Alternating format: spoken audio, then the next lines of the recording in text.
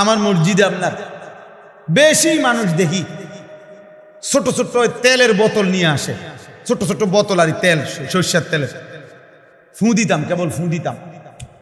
পরে আমি গত জুমায় আমার খাদেম মসজিদে তারে কইয়াইলাম যে তুই বেড়া 5 লিটারওয়ালা একটা তেলের বোতল এনে রাখবা এই শুক্রবারে, এটাতে একবার ফুঁ দিন ভালো করে কাটছে, বেশি করে ফুঁ দিয়ে দিন। এরপরে যত লোক রেখে লাইন ধরেন বোতল দিয়ে দিয়ে আবার 5 লিটারের থেকে আগামী শুক্রবার পর্যন্ত কি তুমি এই বোতল তেল বেচছো নাহলে আমি দিও যেটা মনে করি। আয় হায় তাবিজ, শুধু ফু, শুধু তেল পরা, পানি পরা, কাইতন পরা।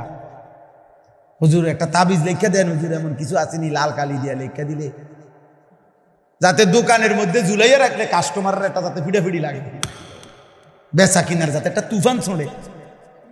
হায় হায় হায় হায় দুনিয়া, দুনিয়া।